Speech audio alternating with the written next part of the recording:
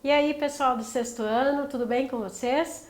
Eu sou a professora Aldi Mahler e nós de novo estamos aqui para começarmos aí mais uma questão de gênero. Hoje nós vamos estudar um gênero muito legal que eu gosto muito. Talvez você fale assim: ah, professora, eu não tenho hábito.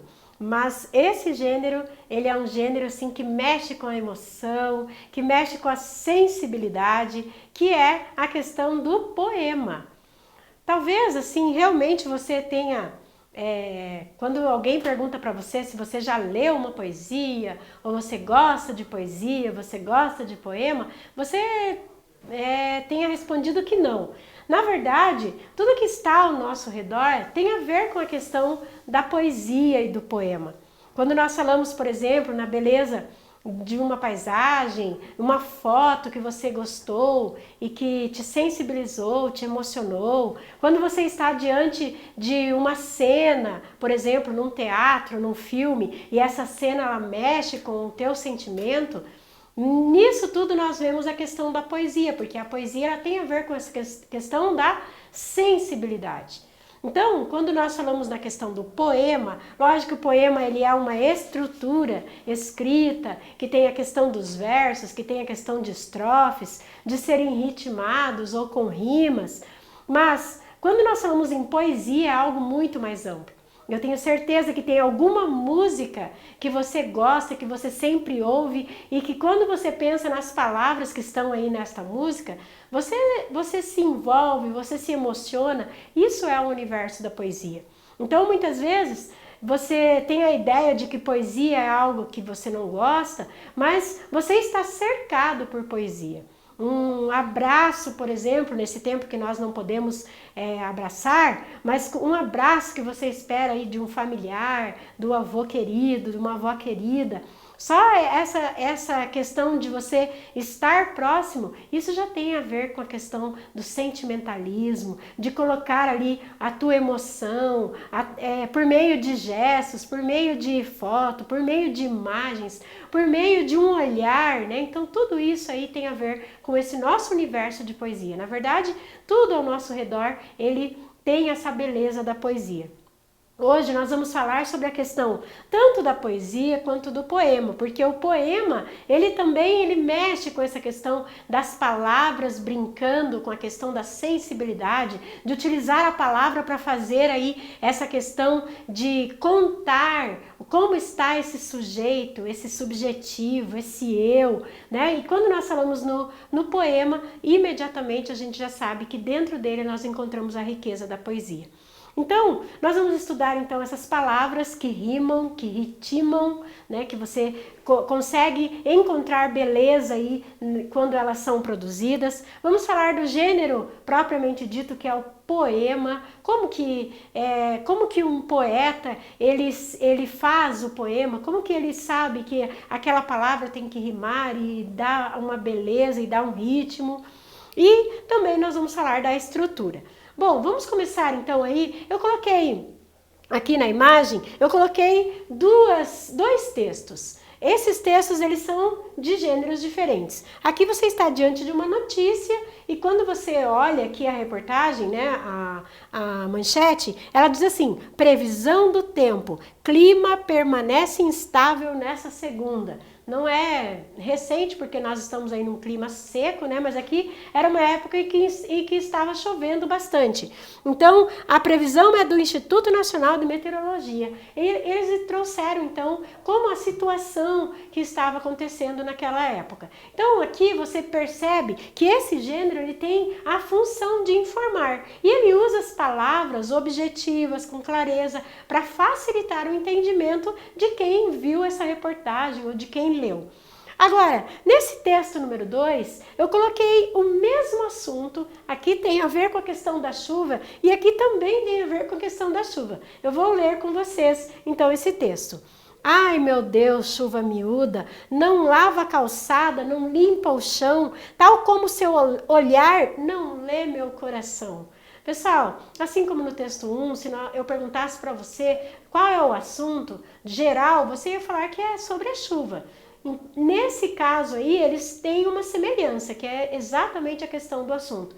Mas quando você vai ver a questão da finalidade do texto, o texto 1, ele tem a finalidade de informar, o texto 2, ele tem a finalidade de emocionar, de chamar a atenção para o sentimento do eu lírico. O que seria o eu lírico, professora? O eu lírico é como se fosse a voz do poema. Numa história, nós temos o narrador que conta a história. No poema, nós temos o eu lírico, que é esse que vai aí colocar as suas emoções. E como ele vê isso? Ele usa as palavras de uma forma mais bela, né? De uma beleza. E essas palavras, elas têm um significado. Por isso que muitas vezes as pessoas elas têm dificuldade em entender uma poesia, porque a poesia ela é profunda e você tem que pensar por que ele colocou ali a questão da chuva. Será que ele está falando mesmo da mesma coisa que os meteorologistas estão falando? Não, né? Ele está falando aí de um sentimento, quando ele diz aqui,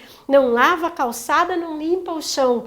Tal como o seu olhar não lê meu coração. Ele está falando ali que a pessoa ela não é sensibilizada por esse sentimento que ele está colocando ali. Então, nesse caso, ele usou a palavra chuva com um sentido que ela é figurada. A poesia e o poema, eles utilizam aí no seu cerne muito essa questão aí de não utilizar a palavra no seu sentido real.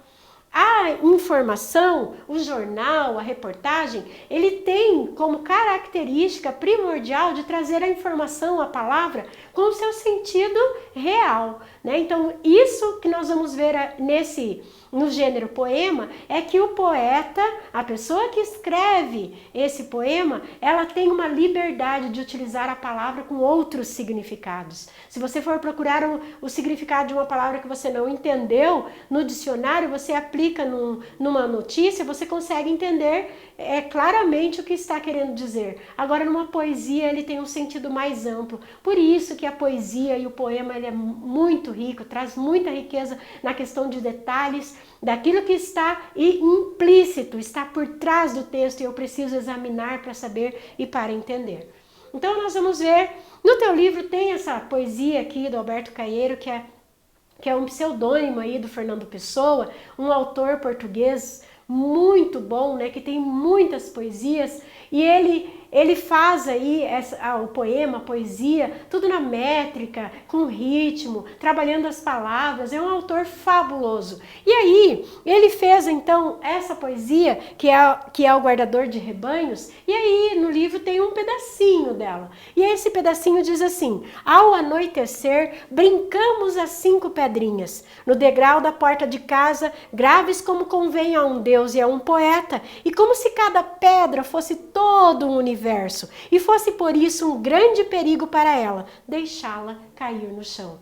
Veja que se nós entendemos, não lemos todo o texto, nós não vamos entender muito, mas só esse excerto aí, esse pedacinho de texto, você já começa a perceber que tem aqui 2 personagens presentes. Ele fala de um Deus e ele fala do próprio eu lírico, sendo ali o poeta. E aí, se você fosse ler essa poesia, ela diz aí exatamente desse Deus sendo a questão de Jesus e o poeta sendo então esse que encontra com Jesus e eles estão ali numa liberdade, né?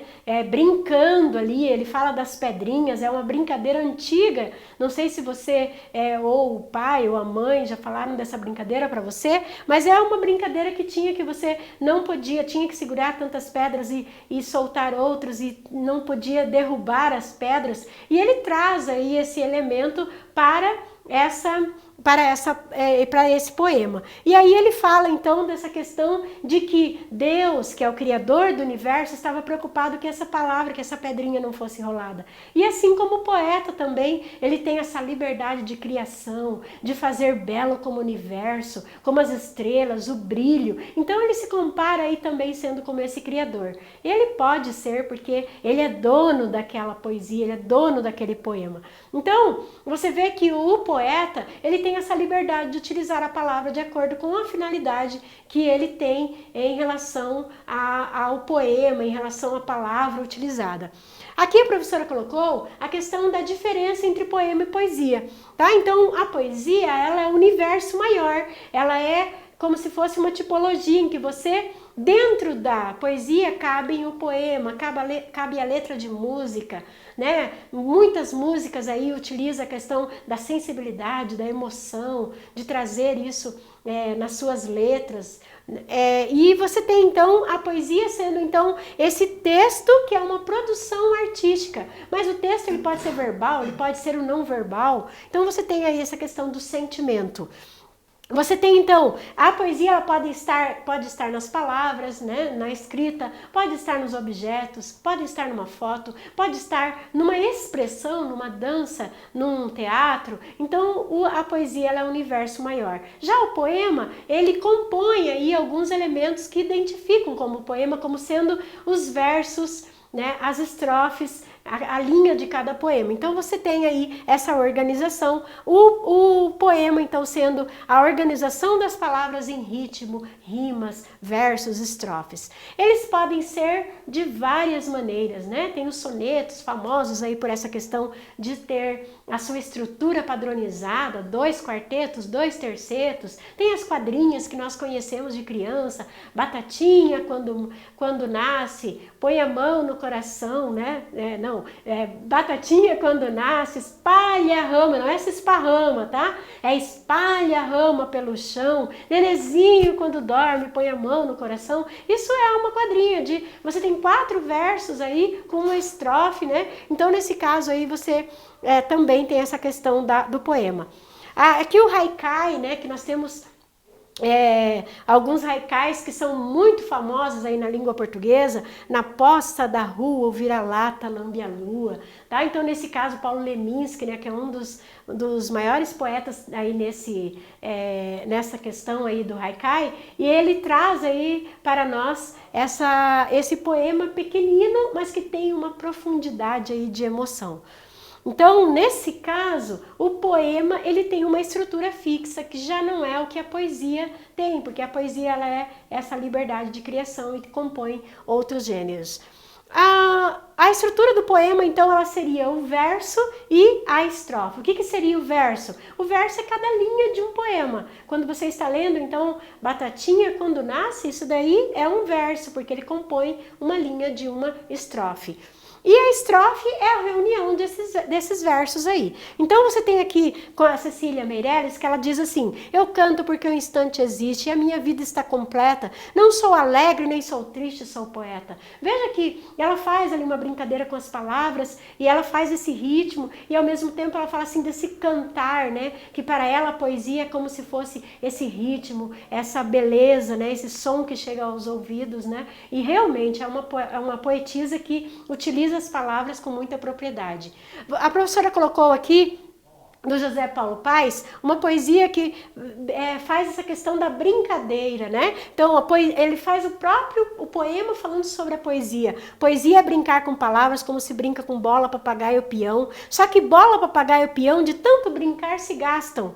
As palavras não. Quanto mais se brinca com elas, mais novas ficam. Como a água do rio, que a água é sempre nova. Como cada dia que é sempre um novo dia. Vamos brincar de poesia? Ele faz um convite aí para que nós possamos aí fazer essa brincadeira da poesia, porque quando eu dou um significado, na verdade eu leio e dou um significado, essa palavra se renova. Por isso que ele fala, né, que é diferente do brinquedo, que o brinquedo ele gasta, mas a poesia não. Aqui a professora colocou um soneto. Lembra que eu falei do soneto, que ele tem uma estrutura fixa com 2 quartetos e 2 tercetos? Então ele tem que ter essa forma. Se você quer fazer um soneto, tem que escrever dessa maneira. E aí, em geral, as pessoas que escrevem, elas também fazem essa questão da rima das palavras, né? Então tem amor é fogo que arde sem se ver, é ferida que dói e não se sente, é um contentamento descontente, é dor que desatina sem doer. O poeta aqui, ele utiliza aí as palavras aí com uma questão de contraste, né? de sentimentos, como que é isso, uma dor que dói e não se sente. Então ele usa figuras de linguagens aqui, que vocês verão mais pra frente. Amar é um elo entre azul e o amarelo. Olha aqui, né, de novo o haikai aqui fazendo a figura aí da poesia. Então nós temos aí várias maneiras, né, de estruturar um poema. Você pode fazer na questão das rimas, entre um verso e o outro, pode ser entre o primeiro e o último verso, entre o segundo e o terceiro verso, ou ele pode ser livre, né? O poema, ele tem essa liberdade, pode ser um soneto que tem uma estrutura, pode ser uma outra forma que não obedeça essa estrutura. O que importa é que você faça a brincadeira com as palavras. E para terminar, a professora quis trazer esses poemas visuais para você. Você tem então aqui, poema visual é quando ele usa exatamente esse gráfico aí para também representar o belo. Veja aqui, né, se você nunca leu alguma história sobre o Holocausto, você não vai entender esse poema, é um soneto falando aí da questão do Holocausto, dos judeus, do sacrifício, né? Aqui o autor utilizando a questão do bêbado, né? E ele vai fazer esse movimento ali, o bêbado anda para lá e para cá, e ele brinca aqui no texto com isso, né? Aqui você tem a questão do lixo, né? E ele utiliza dentro para fazer essa constituição da palavra, a palavra luxo, né? Fazendo então aí uma crítica sobre essa sociedade do consumo. E você tem as rimas, então, que você pode fazer rima pobre e rima rica. Se você faz rima pobre, quando classes gramaticais iguais, rima rica, classes gramaticais diferentes. Isso são formas de você utilizar aí a questão da produção desse poema. Não quer dizer que você tenha que fazer sempre poesia com rima. Você pode fazer poesia livre também. Bom, é isso, pessoal, sobre poema. Eu espero que você aí pelo menos tenha se motivado a ler um poema e ver aquilo que você gosta, a tua letra de música preferida e ver a beleza da palavra que há nisso. Muito obrigado pela sua atenção e até a nossa próxima aula. Tchau!